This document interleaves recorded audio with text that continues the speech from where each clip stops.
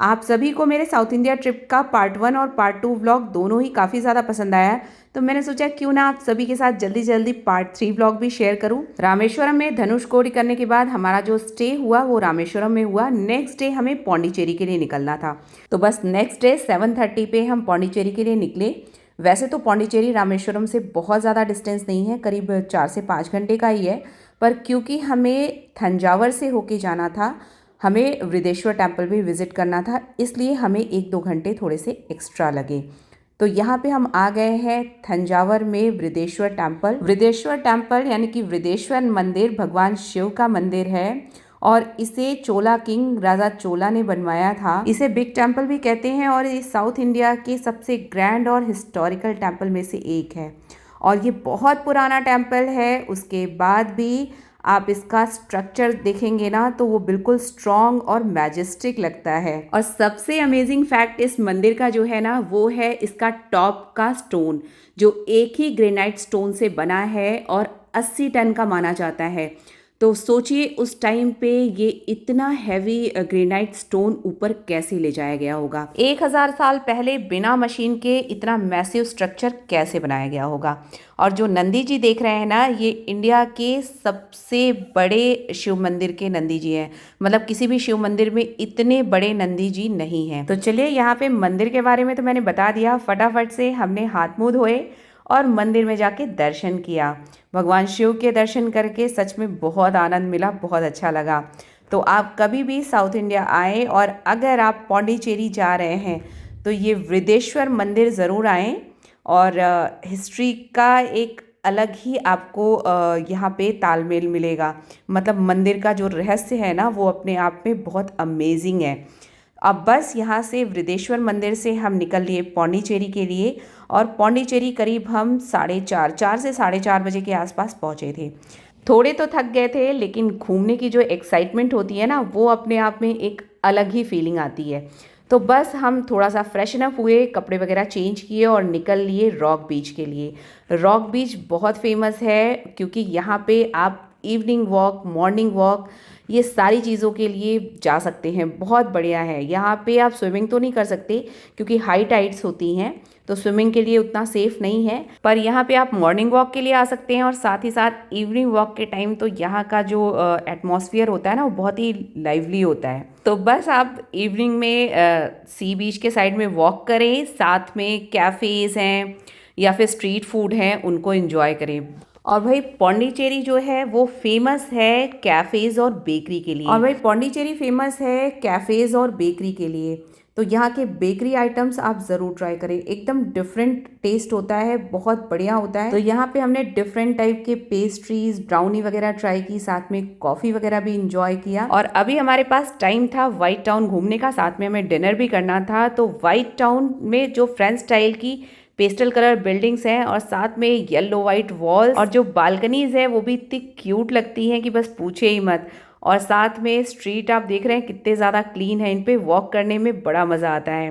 तो डिनर के लिए हम गए कोरोमंडल कैफ़े एंड रेस्टोरेंट, जो काफ़ी ज़्यादा फेमस है यहाँ पे और जहाँ का फूड एकदम टॉप क्वालिटी का है। पर भाई टॉप क्वालिटी का फूड है तो इसके लिए तो आपको पे तो करना होगा, साथ में टाइम भी पे करना पड़ेगा, मतलब टाइम भी देना पड़ेगा। तो हमें आधे घंटे का वेट करना पड़ा, उसके बाद हमें टेबल मिली। बट यहाँ पे ये कोरोमंडल कैफ़े एंड रेस्टोरेंट जो है वो काफ़ी ज़्यादा फेमस है, तो हमने डिनर यहीं पे प्रेफर किया। तो बस डिनर में बच्चों ने अपनी पसंद का जो भी मंगवाना था वो मंगवाया। तो बच्चे मंगवाते हैं और जो भी मंगवाते हैं ना हम उसी में एडजस्ट कर लेते हैं, हम वही चीज़ें खा लेते हैं। तो फूड तो नो डाउट बहुत अच्छा था।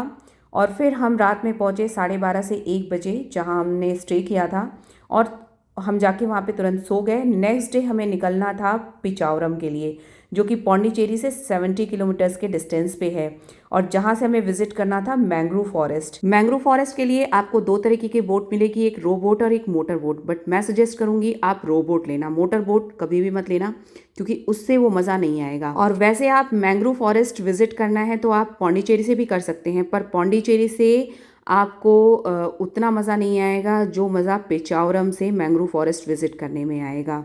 तो आपको अगर नैरो वाटर चैनल के बीच से विज़िट करना है तो आपको बोट राइडर को एक्स्ट्रा पे करना पड़ेगा, नहीं तो आप थोड़ा सा विज़िट करा के ये ले आएंगे। तो इसलिए हमने इनसे नैरो वाटर चैनल विज़िट करने के लिए जब पूछा तो इन्होंने कहा कि उसके लिए आपको एक्स्ट्रा पे करना है। तो हमने पूछा कितना पे करना है, तो इन्होंने 1500 डिमांड की, बट 1000 में बार्गेन करके हमने इनको रेडी कर लिया। और नैरो वाटर चैनल के बीच से जब बोट गुजरती है ना, तो जो ये मैंग्रोव फॉरेस्ट का टनल बनता है ना, मैंग्रोव ट्रीज़ का जो टनल बनता है, उससे एकदम मूवी के सीन वाली फीलिंग आती है। बहुत ही अमेजिंग एक्सपीरियंस आता है। मतलब पौंडीचेरी आप आएँ तो पिचावरम लेक का ये mangrove forest must visit place है, आपको एक अलग एक्सपीरियंस आएगा। और साथ ही ये इंडिया का सबसे लार्जेस्ट मैंग्रोव फॉरेस्ट है, तो यहाँ तो विज़िट करना बनता है। तो मैंग्रोव फॉरेस्ट विज़िट तो भाई हमारे लिए बहुत ही एक्साइटिंग रहा, सच में बहुत मज़ा आया। उसके बाद हम निकल लिए पैराडाइज बीच के लिए। पैराडाइज बीच के लिए भी आपको बोट लेनी पड़ेगी, और ये बोट से जाना भी एक अमेजिंग एक्सपीरियंस है। और पैराडाइज बीच की ख़ास बात ये है कि वो बीच बहुत ज़्यादा क्लीन है, उसका वाटर बहुत ज़्यादा क्लीन है। इसी के साथ साथ जो वहाँ की सैंड है ना, वो गोल्डन सैंड है, और जैसे कहते हैं ना अनटच्ड बीच, उस तरह का एक्सपीरियंस आपको होगा। यहाँ पे देखिए आप रिलैक्स कर सकते हैं, आराम से यहाँ पे बैठ सकते हैं। अगर आप दिन में आ रहे हैं तो आप आराम से यहाँ पे बैठ सकते हैं, रिलैक्स कर सकते हैं। तो हमें मैंग्रोव फॉरेस्ट से पैराडाइज बीच आना पड़ा पौंडीचेरी, 70 किलोमीटर्स, मतलब हमें फिर से आना पड़ा पैराडाइज बीच के लिए। तो बस यहाँ पे भाई सी बीच हमने इन्जॉय किए, जो अपने आप में अमेजिंग एक्सपीरियंस था। सी बीच बहुत ज़्यादा क्लीन थे, जो सी का वाटर था वो भी बहुत ज़्यादा क्लीन था। तो मस्ट विजिट प्लेस है, पैराडाइज बीच भी ज़रूर आएँ। और यहाँ पे देखिए बीच वगैरह एंजॉय करके हम थोड़े टाइम रिलैक्स कर रहे थे, और बस कुरकुरे वगैरह का पैकेट था हमारे हाथ में। तो मेरे हस्बैंड के हाथ में कुरकुरे का पैकेट था, उन्होंने जो ये कौवे हैं ना, इनको डालना शुरू किया, और ये इस तरीके से कैच कर रहे थे, और हस्बैंड को मेरे बड़ा मज़ा आ रहा था। तो बस यहाँ पे देखिए कितने सारे कौवे जो हैं वो इकट्ठे हो गए हैं कुरकुरे खाने के चक्कर में। बड़े मज़े से इन कौवों ने कुरकुरे खाया, और फिर एक डॉगी भी आ गया इसी जुगाड़ में कि उससे भी कुछ खाने को मिल जाएगा। तो बस इस तरीके से पैराडाइज बीच पे जाके हमने थोड़ा सा बीच को एंजॉय किया, और इसी के साथ साथ थोड़ा रिलैक्स किया। और व्यू तो आप देख ही सकते हो पैराडाइज बीच का, बहुत ही ब्यूटीफुल बीच है भाई, मज़ा आ गया इसे देख के। तो पैराडाइज बीच भी पौंडीचेरी में काफ़ी ज़्यादा फेमस है और मस्ट विजिट प्लेस है। तो पैराडाइज बीच हो या रॉक बीच हो या वाइट टाउन हो या फिर मैंग्रोव फॉरेस्ट हो, ये 4 जगह तो आप विज़िट ज़रूर करो। उसके बाद हम आए रूम पे, और हमने फटाफट से चेंज किया, क्योंकि बीच से जब भी आप आते हो तो बहुत ज़्यादा सैंड और कपड़े भी थोड़े गीले हो ही जाते हैं। तो बस चेंज करके हम निकल लिए फिर से वाइट टाउन के लिए। और बीच में यहाँ पे हमने कहा कि चलो भाई यहाँ की जो लोकल मार्केट है ना, वो भी विज़िट करते हैं। आए हैं और टाइम भी है हमारे पास, तो लोकल मार्केट क्यों ना विज़िट करें। वैसे तो सब जगह एक ही जैसी चीज़ें मिलती हैं, कुछ अलग तो नहीं होता, बहुत ज़्यादा अलग तो कुछ नहीं होता, पर यहाँ पे कुछ हैंडीक्राफ्ट की चीज़ें थी जो मुझे थोड़ी अच्छी लगी। जैसे कि मैंने ब्रेसलेट और ईयरिंग वगैरह लिया, ज़्यादा नहीं, एक एक पीस ही लिया। तो ये देखिए ये ईयरिंग ली जो मुझे थोड़ी सी यूनिक और अच्छी लगी। आपको कैसी लगी कमेंट में ज़रूर बताना। साथ में लिया एक ब्रेसलेट, और ऐसे ही थोड़ी थोड़ी चीज़ें ही, छोटी छोटी चीज़ें ही ली, बहुत ज़्यादा कोई बड़ी चीज़ें नहीं ली। और यहाँ पे देखिए ये जो मैग्नेट है ना पौंडीचेरी का, वो हम सेलेक्ट कर रहे हैं कि कौन सा लेना है फ्रिज पे लगाने के लिए। तो यहाँ पे मैग्नेट भी लिया पौंडीचेरी का। और चलिए मार्केट आपको दिखा देती हूँ। ये देखिए काफ़ी सारी हैंडीक्राफ्ट की चीज़ें हैं, और मैं तो भैया अपना किचन आइटम ही ढूंढती रहती हूँ, क्योंकि मेरा काम तो ज़्यादातर किचन आइटम का ही होता है। तो ज़्यादा कुछ किचन आइटम का दिखा नहीं, ये वुडन ट्रे वगैरह दिखी, और फिर बच्चों ने लिया ये चेन विथ पेंडेंट।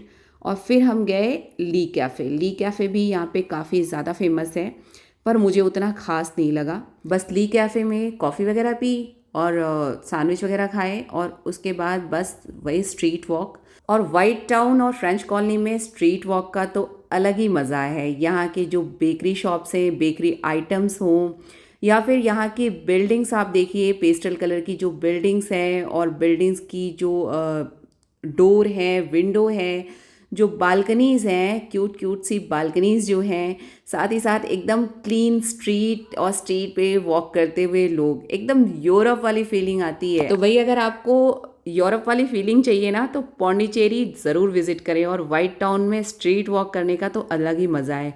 तो हमने यहाँ पे बेकर स्ट्रीट से कुछ बेकरी आइटम्स लिए जो बहुत टेस्टी थे, और बस रॉक बीच के साइड में आके थोड़ा सा रिलैक्स किया। अपने आप में सी बीचेस की जो टाइड्स होती हैं, मतलब जो लहरें होती हैं ना, वो बड़ा सुकून देती हैं। तो रात के टाइम में थोड़े टाइम आके यहाँ पे बैठे और अच्छा लगा यहाँ पे आके। फिर हमने कुछ और फूड वगैरह बाद में ऑर्डर किए, मतलब शिफ्ट में ऑर्डर कर रहे थे, थोड़ा सा घूम लिया, फिर कुछ खा लिया इस तरीके से। और बस जाते जाते करीब 1 बज गए, मतलब वापस जाते जाते हमें करीब 1 बज गए, और फिर थके हुए थे, सो गए। नेक्स्ट डे हमें क्योंकि निकलना था विजयवाड़ा के लिए, क्योंकि मेरी बेटी का कॉलेज विजयवाड़ा के पास में ही है और हमारा जो स्टे था वो विजयवाड़ा में था। बेटी को कॉलेज छोड़ के हमें विजयवाड़ा में स्टे करना था। तो सबसे पहले हम निकले विजयवाड़ा के लिए, और वहाँ पे हमने पहुँच के डिनर वगैरह कर लिया था। कॉलेज छोड़ने में थोड़ा लेट हो गया था, करीब 9 साढ़े 9 बज गए थे, क्योंकि चेन्नई में बहुत ज़्यादा ट्रैफिक था, जिसकी वजह से हमें जो है थोड़ा सा टाइम ज़्यादा लग गया। जितना हमने सोचा था उससे ज़्यादा टाइम लग गया। तो विजयवाड़ा में एपी टूरिज़्म का रिसॉर्ट हमने बुक कर रखा था पहले से ही, और करीब हम 11 बजे के आसपास वहाँ पहुँचे। देख रहे हैं अभी कोई नहीं दिख रहा होगा। तो कृष्णा रिवर का ये आइलैंड है, जिस आइलैंड पे हमें जाना था। तो कृष्णा रिवर को हमें क्रॉस करना था बोट से, और एक आइलैंड पे जाना था। और देख रहे हैं बोट बिल्कुल खाली है, क्योंकि रात काफ़ी हो चुकी है। और ये भी अपने आप में एक अलग एक्सपीरियंस था। रात में देखने में सब कुछ इतना ब्यूटीफुल लग रहा था। इनफैक्ट मैं कहूँ विजयवाड़ा काफ़ी ज़्यादा सुंदर है। इतना फेमस नहीं है, लेकिन विजयवाड़ा अपने आप में बहुत ज़्यादा सुंदर है। तो बस भाई हमारा चेक इन हुआ, और बहुत थक गए थे। इतना ट्रैवल किया था तो थकान तो ऑब्वियसली होनी ही थी। तो बस रात में सो गए, और उसके बाद मॉर्निंग में उठे तो काफ़ी रिलैक्स थे, क्योंकि अब हमें जाना था घर।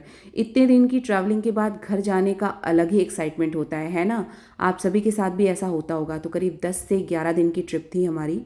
तो बस यहाँ पे थोड़ी बहुत एक्टिविटी हमने इन्जॉय की, क्योंकि यहाँ से हैदराबाद हमें 5 से साढ़े 5 घंटे ही लगते हैं पहुँचने में।